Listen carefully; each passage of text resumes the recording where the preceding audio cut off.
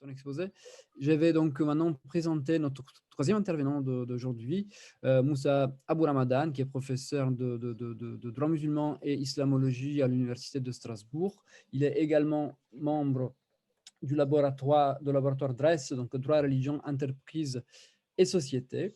Donc, il a soutenu sa thèse de doctorat en 2001 à l'Université de droit de Aix-en-Provence. Il a consacré sa thèse à la question des minorités en Israël. Et depuis, donc, il a publié beaucoup d'articles scientifiques sur des questions de droit musulman, mais surtout du droit contemporain, donc droit de famille, donc droit civil, droit des enfants, mais également, il a abordé des questions d'histoire du fiqh, histoire du droit musulman, donc du droit classique. Et je pense que c'est dans cette optique-là, hein, d'historien du droit, qu'il va nous présenter aujourd'hui un exposé sur la maslaha, donc, qui n'a pas traduit dans son titre, donc il va nous expliquer le sens. La maslaha dans le Ja'am al-Jawami de Tajuddin Subki. Et les commentaires donc, qui en suivent, mais je lui laisse la parole. Donc, je n'ai pas noté toutes tes participations à des projets, mais je voudrais juste noter voilà, ta participation au projet Interreligio, qui est un projet voilà, d'études interreligieuses et de valorisation de l'étude des religions dans cette région de la Rhénanie, hein, entre la France, l'Allemagne et la Suisse. Mais voilà. Donc, je te passe la parole, Moussa. Tafaddal.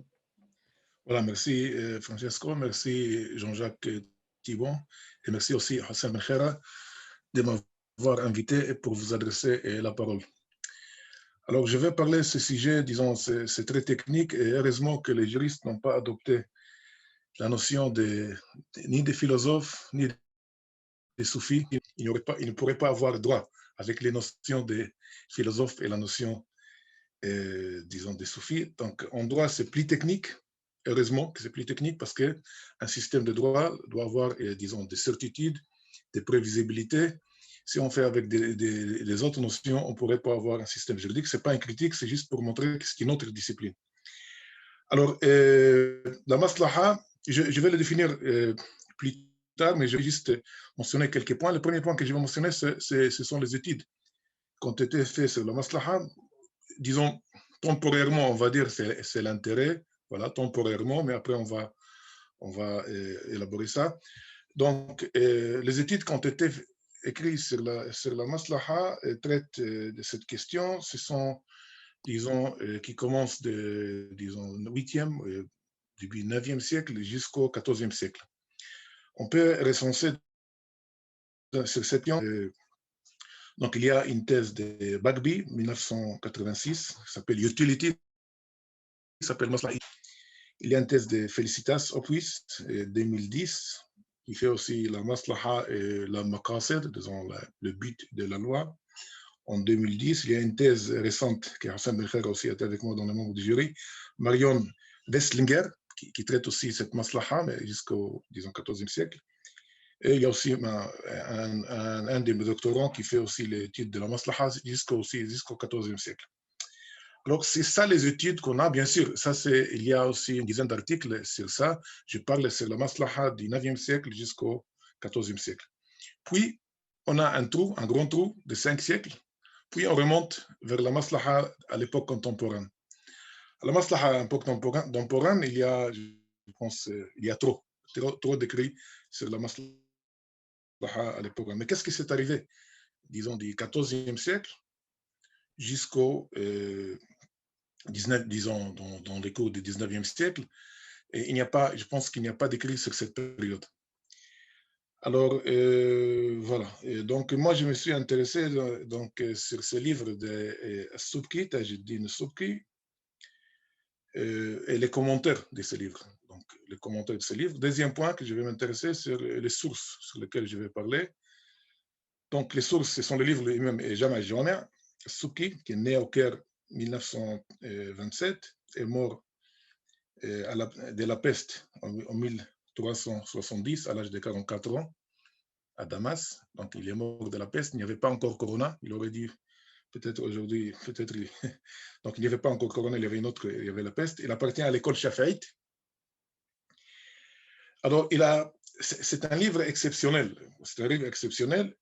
Dans ce livre qui s'appelle Jam' al-Jawami', c'est un livre qui est à la fois un livre de Usul al-Fiqh, je vais dire quelques mots sur Usul al-Fiqh, et à la fois de Usul al-Din, théologie. Donc, il regroupe les deux.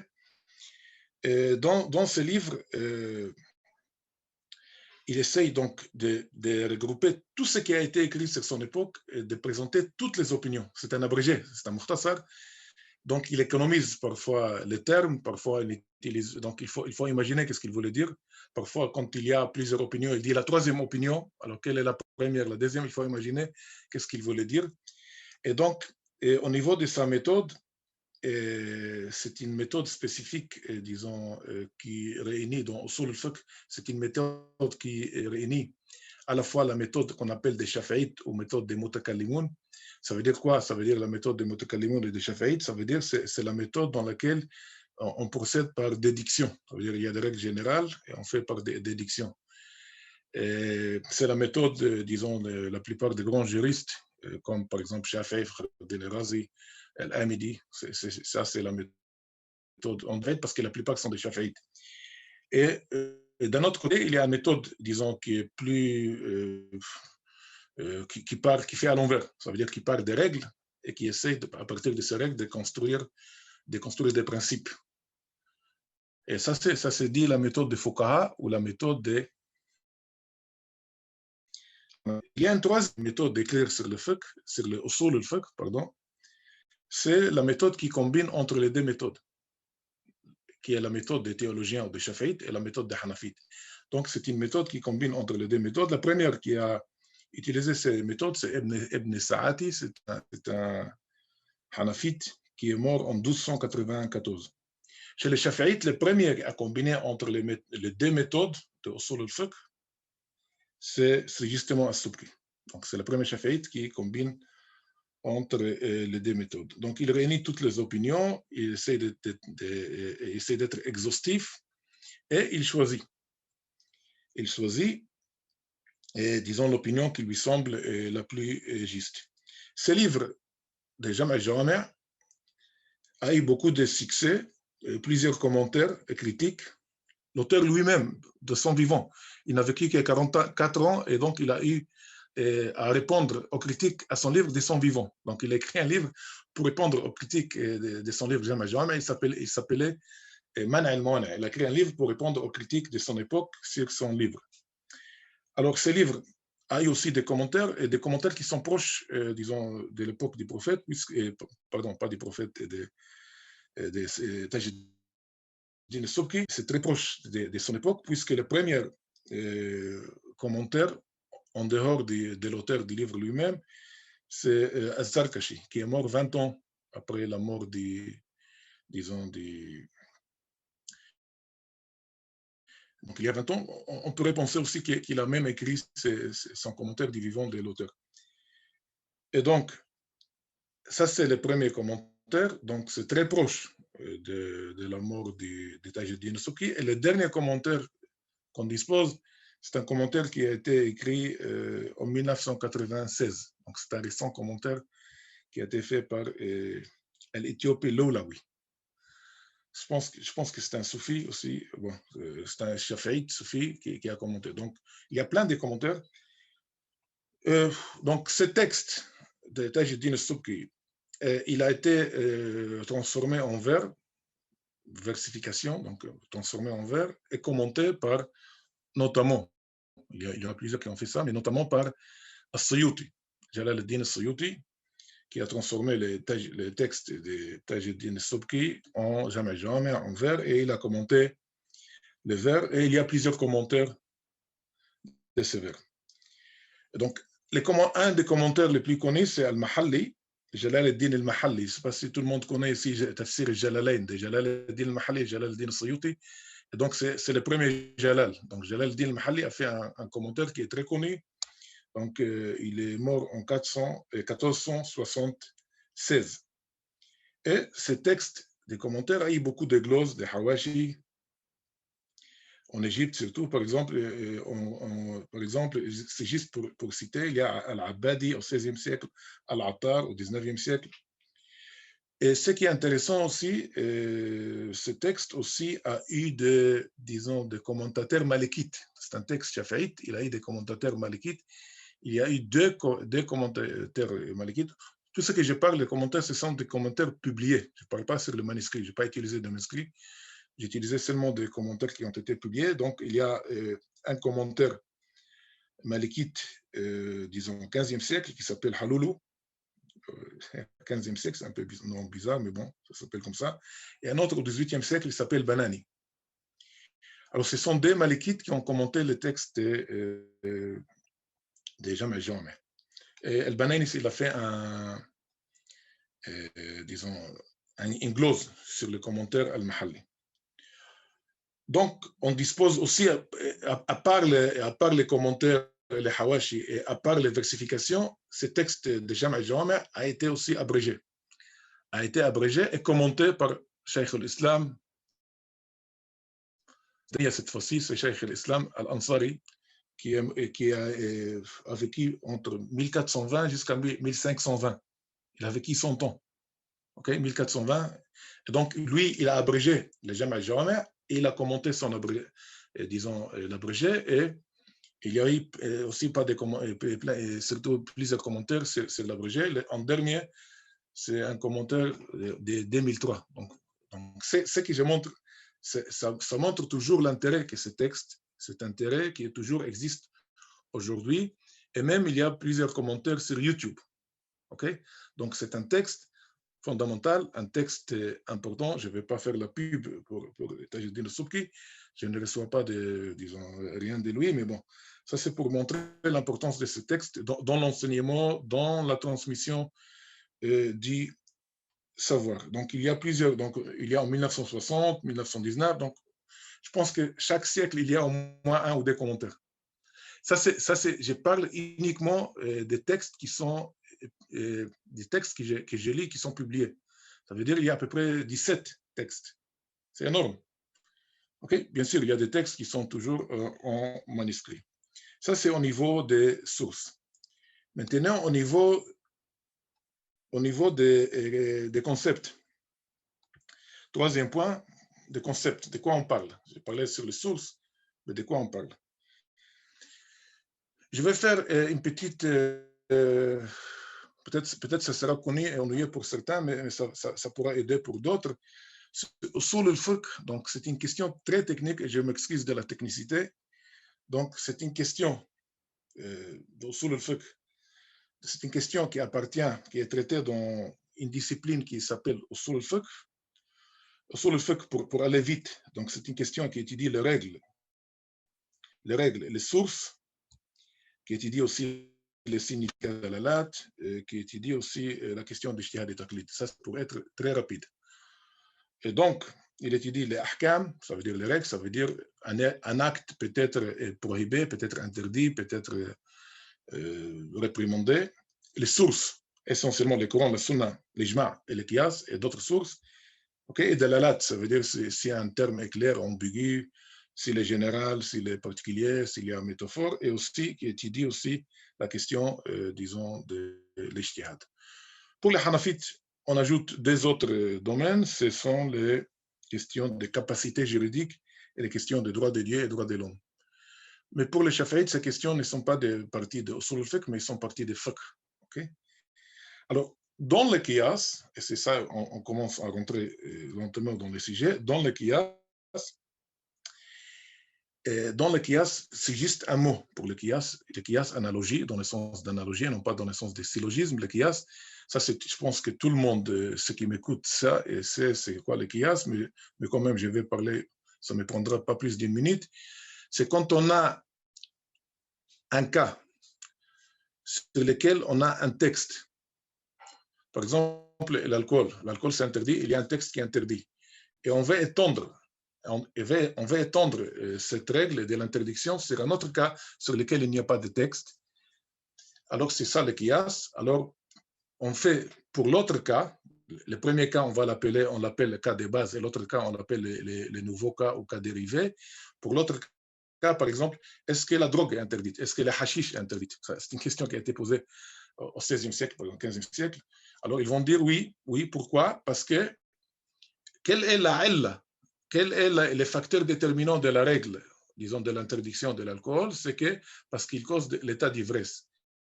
Est-ce que ce facteur déterminant, cette illa, existe dans les cas nouveaux, par exemple la drogue? Oui, ça existe. Et donc, on va transférer la règle du premier cas sur lequel il y a un texte sur le nouveau cas sur lequel il n'y a pas de texte. Et ça, c'est l'analogie. Okay? C'est aussi simple que vous l'entendez. Alors, dans cette analogie, normalement, donc dans Usul al-Fiqh, je vous dis, il y a les sources, et une de ces sources, c'est l'analogie. Et dans les chapitres d'analogie, normalement, on étudie des questions de définition, des questions, est-ce que l'analogie, c'est une source de droit?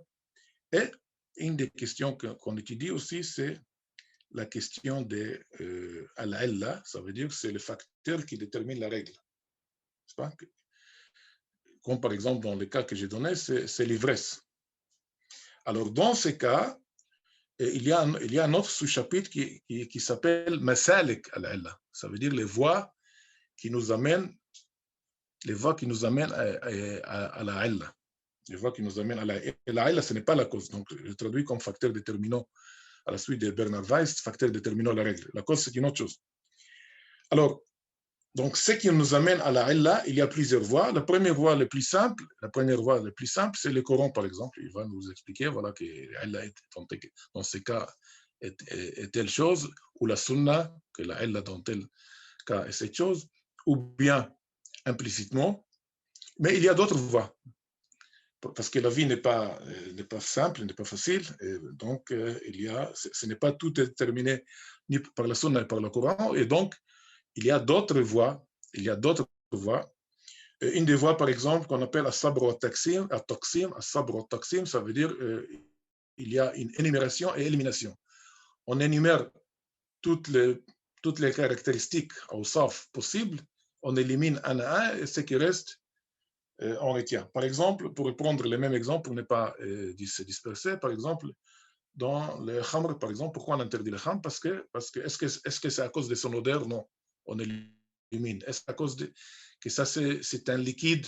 Non, on élimine. Il arrive qu'on interdit le khamr par cette méthode parce que il cause l'ivresse. Et une des voies, et voilà, on rentre dans le sujet, et une des voies de Masalik al-Illa, qui est classée par As-Subki, c'est Masalik al-Illa, c'est Al-Munasib. Al-Munasib, Al-Munasib, Al-Hikmah, Al-Maslaha, Munasib, Hikmah, Maslaha, Maqasid, tout ça c'est des synonymes. Alors les Munasib, c'est ce qui nous amène à déterminer la règle. C'est une des voies qui nous amène à l'illa. Et ça, le munasib. Et donc, c'est appelé aussi par les usulistes, c'est appelé aussi par ikhala, parce qu'on imagine que c'est ce qui est compatible. Donc, le munasib, on pourra traduire par compatible, mais dans le sens technique, donc c'est al-ikhala ou takhrij al-manat. Alors, il y a plusieurs définitions de cette munasib. Il y a plusieurs définitions, telles que As-Subki donne ces définitions. La première définition, c'est que ça donne, dit, Al-Munasib, c'est Al-Mula'im li-af'al al-uqala adatan. Donc, Al-Munasib, c'est Al-Mula'im li-af'al al-uqala adatan. C'est ce qui est convenable à ce que font les sages. Non, on revient ici aux sages. Ça, c'est la première définition. Ce qui se fait par les sages normalement. Ça, c'est la première définition. Deuxième définition, ça c'est déterminé par al-maslaha. Et voilà, on rentre dans al-maslaha. C'est ce qui apporte les biens et évite les préjudices, évite les dégâts. C'est ce qui apporte les biens et les bienfaits et évite et empêche les darar, les préjudices ou les mal. OK? Troisième définition des munasib, c'est voilà une définition très, très connue dans Al-Daboussi, c'est un hanafite qui dit ما لو عرض على العقول لتلقته بالقبول. Ça veut dire ce qui est proposé sur les, disons, les personnes, disons, qui ont d'intelligence ou intelligibles, ils seraient acceptés. Donc, on pourrait dire par la langue contemporaine, c'est ce qui est raisonnable. Alors, troisième et quatrième définition, c'est une caractéristique qui est maîtrisable et qui provient, qui est maîtrisable et qui réalise le but du sharia et aboutit au maslaha. Donc ici, on a munasib, maslaha et maqasid, tout ça c'est ensemble. Et ça c'est la définition. Donc ce qui aboutit au maqasid du sharia qui est la maslaha. Ça c'est les quatre définitions. Alors, les commentateurs de Subki, certains ils ont essayé de différencier entre les définitions. Par exemple, ils ont dit que la première définition, et ça c'est ce qui n'accepte pas al-hikma, et voilà, on rentre dans le mot, ce qui n'accepte pas al-hikma, la sagesse, d'être, disons, utilisé comme justification. Et la deuxième, ce qui est accepté par ceux qui acceptent al-hikma, de justifier les règles. Alors, d'autres disent les quatre définitions se reviennent au même. Donc, c'est la même chose. Les quatre définitions, c'est la même. Pourquoi? Parce que ce qui est accepté par les personnes sages, c'est ce qui est conforme à l'intérêt. Donc, c'est la première définition et la deuxième. Et la troisième définition qui revient à la première. Donc, c'est la même chose. Et donc, si on revient le maqsoud de shara, c'est al-maslaha. Et donc, on revient. Donc, toutes les quatre définitions, ça se ramène à la même chose. Ils ont le même misdaq. C'est un terme qui est utilisé en logique. Ça veut dire en français, on l'utilise comme extension. Ça veut dire quoi? Ça veut dire, si on prend par exemple homme, le misdaq de homme, c'est quoi? C'est Jean, Pierre, Zaïd, Amr. Ça, c'est le misdaq. Alors ici, le misdaq, ils disent ces quatre définitions ont le même misdaq, ont la même extension. Et donc, c'est la même chose. Mais ce qu'on retient dans cette définition, c'est que c'est les maqasid qui apportent les masalih. Et ça, c'est al-munasib. Et al-munasib, c'est maslak masalak lillah. Donc, j'espère que vous voyez les liens entre les maslaha en tant que terme technique, en tant que voie amenant à la illa. OK? Je pense, donc, et ça, c'est aussi al-hikmah. OK?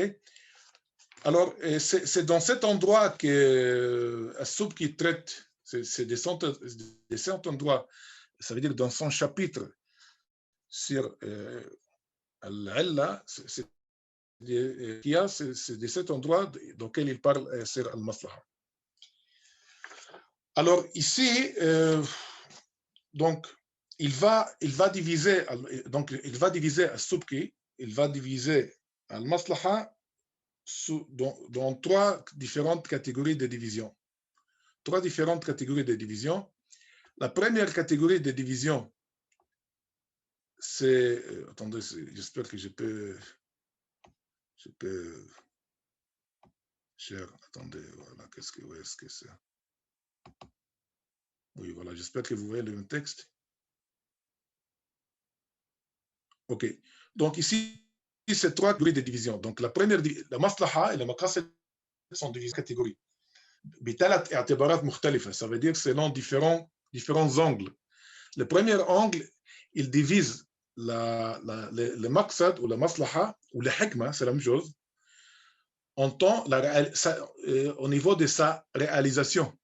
Est-ce qu'il y a une possibilité que ça se réalise, al-maslaha? Est-ce qu'il y a une possibilité que ça se réalise? Ils ont pris ça. Subki a repris ce schéma de celui qui a introduit le premier ce schéma, Al-Amidi. Al-Amidi, c'est un grand soliste et aussi des dialecticiens shafi'ites. Et donc, ils se sont posés. Il a divisé, Al-Amidi il a divisé en 4, ici à Subki il divise en 5. Ça veut dire, il y a des cas où on est on est sûr que la maslaha ou al-hikmah, ça se réalise, ça se concrétise. Donc, c'est yaqinan, il y a yaqin. Il donne l'exemple, par exemple, les contrats de vente. Dans les contrats de vente, qu'est-ce qu'il y a? Dans les contrats de vente, il y a le hukm, c'est la légalité. Les wasf, c'est la caractéristique, c'est besoin de la contrepartie. Donc, c'est le besoin de la contrepartie. Et la hikmah, c'est avoir la propriété. Quand on fait un contrat de vente, on a la propriété de la chose. Et donc, ça, c'est al-hikmah. Et donc, ici, dans les contrats de vente, la hikmah, ça se réalise certainement. Parfois, la hikmah, ça se réalise probablement. Donc, ça, c'est zan. Donc, ça veut dire quoi, zan? C'est 50% et plus. Je ne dis pas les 50% et plus. Ça, c'est l'exemple de qisas. Dans les qisas, les wasf, ça veut dire la caractéristique de la règle, c'est le meurtre avec l'intention et l'agression, al-qatl al-amd al-adwan, et al-hikmah, c'est la dissuasion. Okay? Donc, al-hikmah, c'est pourquoi on fait les qisas, pourquoi on fait les droits, ces droits, on criminalise cet acte de meurtre pour dissuader que les gens ne tuent pas les uns les autres. Et donc, il y a un hikmah de préservation de la vie. Et aussi, c'est la dissuasion. Ça, c'est al-hikmah. Alors ici, c'est probable. Pourquoi c'est probable? Parce qu'il y aura toujours des gens qui vont le faire, mais il y a plus de gens qui ne vont pas le faire que des gens qui vont le faire. C'est pour cela que c'est zan. Zan, c'est 50% et plus. Alors, il y a parfois où c'est égalité. Donc, on peut le faire et ne pas faire. Et ça, c'est l'exemple qui est donné, c'est un exemple pour les khamr. Pour les khamr, on criminalise, on punit celui qui boit des khamr. Ibn al-Hajib, il explique cela, pourquoi il donne cet exemple. Il dit qu'il y a 50% des gens qui vont, il ne dit pas 50, mais il dit la moitié des gens qui boivent et l'autre moitié qui ne boit pas. Voilà, ça, ce n'est pas une bonne justification pour une société traditionnelle islamique. Alors d'autres, ils ont expliqué, non, ils ont dit que non, ce n'est pas 50% qui mangent et qui boivent de l'alcool en réalité. Ce n'est pas fi nafs al-amr. Ça, c'est en théorie. Ça veut dire que l'interdiction de boire de l'alcool peut en théorie, on peut avoir 50% qui boivent et 50% qui ne boivent pas. Ce n'est pas fi nafs al-amr. Ce n'est pas dans la réalité. Et donc, ça, c'est l'échec. Un troisième exemple, c'est plus probable que ça se réalise plus que ça se réalise. Donc, il y a plus de probabilité que ça ne se réalise pas. Ça s'appelle al-wahm. Ça s'appelle al-wahm. Ce sont des termes dans la logique qu'on utilise. C'est al-wahm. Ça veut dire c'est moins de 50%. C'est al-wahm. Ce n'est pas l'illusion, c'est moins de 50%. Alors ici, il donne l'exemple, quelqu'un qui se marie avec al-aïsa. Aïsa, c'est une femme qui n'a pas de cycle de démonstration. Et c'est une femme qui n'a pas ce cycle de démonstration, alors il y a plus de probabilité qu'elle n'aura pas d'enfant, qu'elle aura d'enfants. Alors, ils ont dit, Subki, il a dit, on peut disons, justifier les règles par les hikmah, par les 4 cas. Ça veut dire quand il y a l'yaqin, quand il y a zan, quand il y a shak, quand il y a waham, on peut justifier. Sur les 2 premières, c'est sûr. Sur les 2 autres, le 3e et le 4e, il y a des doutes.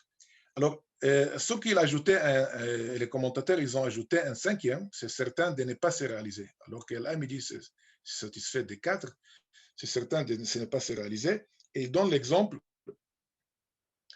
que si un mashrik, quelqu'un de mashrik, se marie avec une femme de Maghreb, ils ont juste un contrat. Ils ne se sont jamais réunis.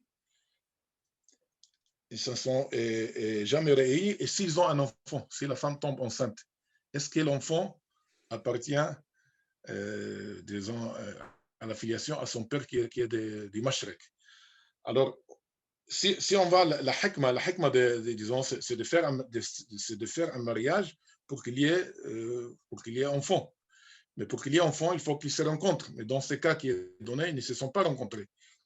Alors, les Shafi'ites disent c'est possible, et les Hanafites disent c'est possible, bien qu'il n'y a certitude de ne pas que ça se réalise, mais ils ont sorti que disons, la cause, c'est le contrat lui-même.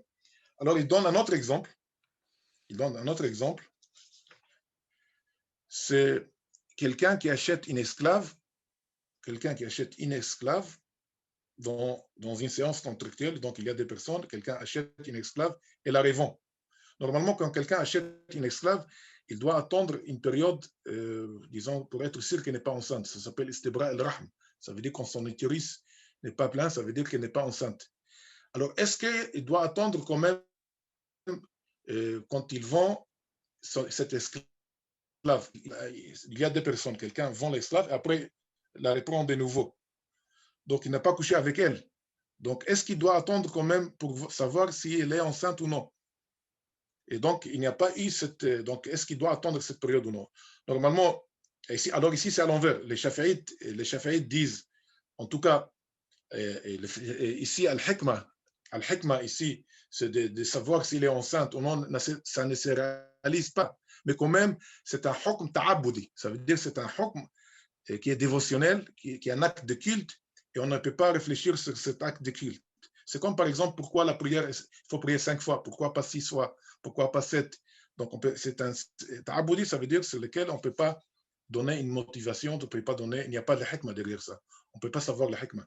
Ça veut dire, il y a un hikmah, mais on ne peut pas le savoir. Okay? Il y a un hikmah, mais on ne peut pas le savoir, ça c'est ta'aboudi. Okay? Et alors, une autre, disons, distinction, c'est la nature des maqasid.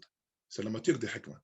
Alors ici, ça c'est une distinction très connue. Al-Ghazali, qui a détaillé aussi, Al-Shatibi a pris ça très loin. C'est, disons, il y a des maqasid qui sont darouri, donc qui sont nécessaires. Il y a des maqasid dans lesquels on a besoin et d'autres qui sont complémentaires. Et dans les darouri, il y a les 5. Et pour chaque catégorie des 5 darouri, il y a une législation. Par exemple, pour la vie, donc la vie, il y a la religion, il y a l'aql, l'intellect, il y a nasab, la filiation, il y a l'argent, pas l'argent, c'est les biens. Ici, Al-Subki, il a ajouté un 6e, c'est Al-Ard. Donc, il a ajouté un 6e. Normalement, c'est 5. Il a ajouté un 6e. Voilà, je passe vite parce que je pense que tout le monde sait ça, c'est très connu. Si ce n'est pas connu, donc je pourrais défendre. Et pour chaque chose qui est nécessaire dans ce matière, il y a une législation. Ça veut dire qu'il y a une législation pour la législation de Kissas, la loi d'Italion. Il y a une législation pour préserver les biens. Par exemple, c'est celui qui concerne le vol, n'est-ce pas? Où il y a une législation, par exemple, pour préserver l'aql, c'est l'interdiction des khamr, par exemple, de l'alcool, n'est-ce pas? Et donc, ça, c'est darouri. La vie ne peut pas s'accomplir dans les darouri. Et le haji, donc, on a besoin de ça, mais on peut vivre sans ça, mais on a besoin de ça. Donc, c'est bien de l'avoir.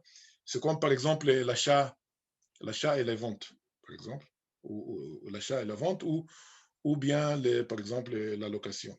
En dessous de ça, il y a tahsini. C'est quelque chose qui sont complémentaires. Et ici, il fait des sous-divisions. Je pense que je ne vais pas m'attarder parce que... Attendez, j'ai seulement 10 minutes, le temps passe très vite. Alors ici, troisième division, c'est l'attitude du législateur à l'égard du maqasid.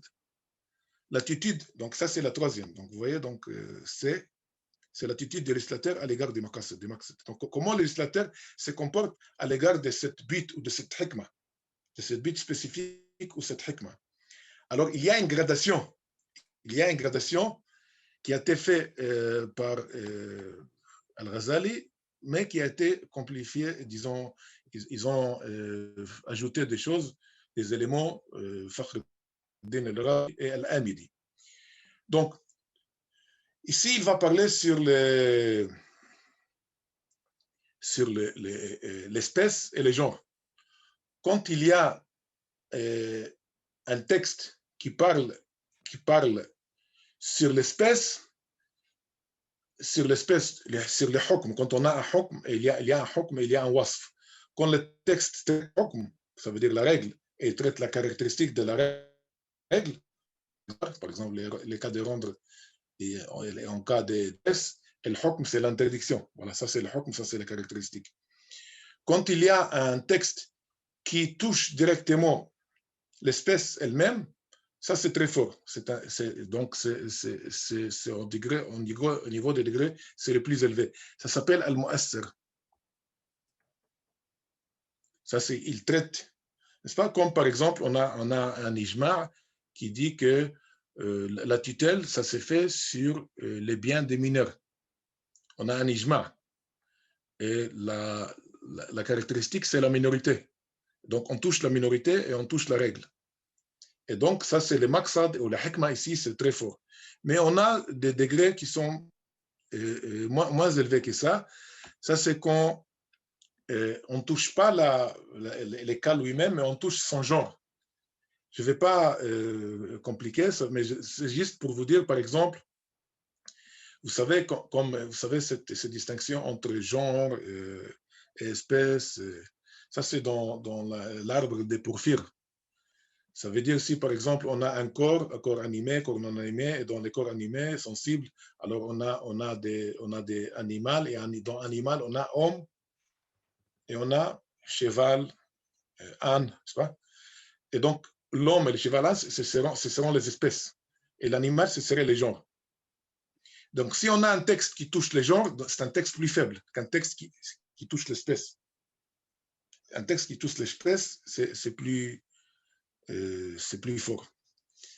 OK? Donc, il y a plusieurs catégories. Tajuddin al-Subki, donc, il a repris cette classification de Fakhruddin al-Razi et al-Amidi. D'autres commentateurs, ils ont essayé d'ajouter comme Al-Ansari et d'autres commentateurs, ils ont achoué, parce que dans les genres, il y a un genre qui est al-jins al-safil, il y a al-jins qui est au milieu, il y a al-jins al-a'la.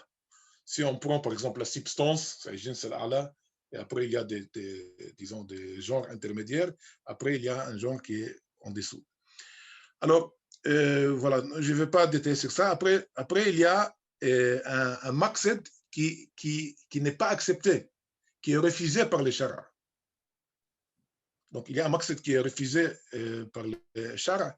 Ici, on donne un exemple dans lequel un émir en Andalousie, un émir, donc, il a couché avec son esclave pendant les mois de Ramadan. Et donc, normalement, qu'est-ce qu'il a à faire? Normalement, il a les choix. Il a les choix entre, disons, entre faire le jeûne, soit soit libérer un esclave, soit donner à des pauvres à manger. Mais un moufti lui a dit non. Vous avez seulement il faut seulement juste faire le jeûne. Donc, il a aboli les autres options. Il a dit pourquoi? Parce qu'al-hikmah, c'est qu'il faut que ça soit, il faut que le kafara, l'expiation, soit difficile. Si c'est facile, parce que c'est une personne très riche, il peut chaque jour coucher avec une esclave, puis libérer un autre esclave.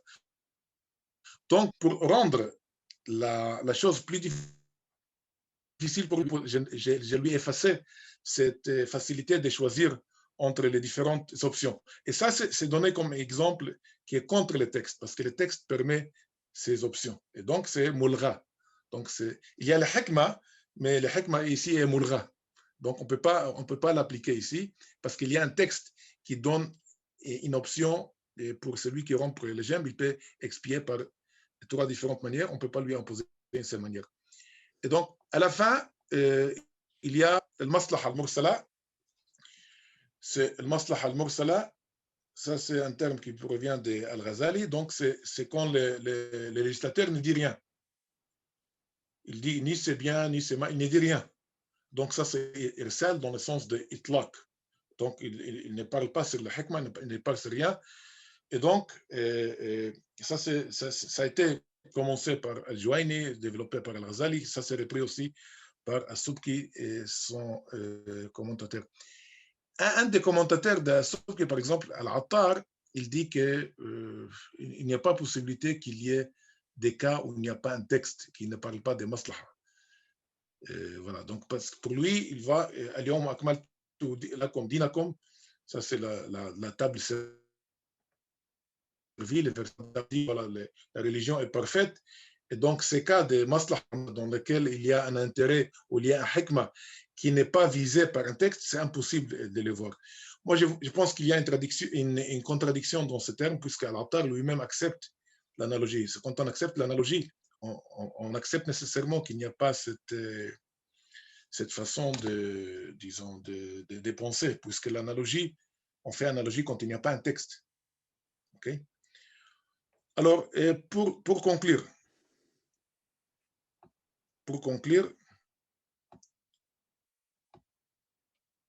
voilà, j'espère que... Pour conclure, alors ici, on voit que cette notion, disons, al-maslaha, donc au niveau de, si on regarde par exemple le 9e siècle jusqu'au 13e, 14e siècle, donc si on voit ça, on voit l'accouchement de cette notion était difficile, il y avait beaucoup d'imprécisions, beaucoup d'hésitations. Et l'œuvre faite par Al-Subki, en réunissant les opinions, en choisissant l'opinion qu'il pense comme les plus valides, et il a organisé disons, les questions, et il a fait une grande contribution. Et parfois, il a adopté les points de vue d'Al-Ghazali, il a fait un arbitrage entre Al-Amidi et Al-Razi. Parfois, il a ajouté des questions dans la structure et les contenus, et il a donné un contenu défini et définitif. C'est un choix qu'il a fait entre les différentes opinions et positions, mais c'est aussi un choix d'exclusion. Il y a des opinions qu'il n'a pas choisies, qui sont importantes dans le maslaha, et puis qui n'ont pas été traitées par la suite. On peut dire qu'à partir de Subki et jusqu'au 19e siècle, on a un corpus des concepts stables. Il y a certainement des remarques ici et là, il y a des critiques ici et là, mais on peut dire que c'est une tentative de stabilisation de la discipline de Usul al-Fiqh. Et la question de maslaha plus précisément, c'est ce qu'ils ont fait, par exemple, à Nawawi al-Rafi'i au XIIIe siècle, et ce qu'ils ont fait aussi Ibn Hajar al-Haythami et al-Ramli au XVIe siècle. Alors, à la différence de l'autorité juridique dans le fiqh, dans le usul al-fiqh, il n'y a pas eu de texte qui essaie de faire cette hiérarchie, mais ce travail est fait implicitement par As-Subki. Et ça, c'est la fonction des abrégés qui est de standardiser et d'harmoniser. Cette lecture procède à une réouverture à l'époque contemporaine où le Muqasid remplace les usul fiqh tels qu'ils sont connus depuis Al-Jassas. D'un concept entouré de précisions et de technicités restreintes essentiellement dans le chapitre sur le qiyas, la maslaha avec al-hikmah sont devenus un concept clé qui essaye de relire toute la charia. Ce qu'on gagne en adaptation et justice, on perd en prévisibilité. Dans tout système juridique, il y a cette tension inhérente entre les textes de la loi et les raisons qui sont derrière son adoption. Si on s'attache trop au texte, on dirait on n'a pas respecté le but du législateur. Et si on s'accroche au but, on dirait on a ignoré la volonté du législateur. En fait, al-hikmah ou la maslaha d'une part et les nas, le texte d'autre part, c'est la tension entre l'analyse du texte d'une part et la psychanalyse du législateur. Ici, je m'inspire d'une formule d'une phrase d'un juge à la Cour suprême. Et voilà, donc je pense que j'ai respecté l'heure. Voilà, je vous remercie.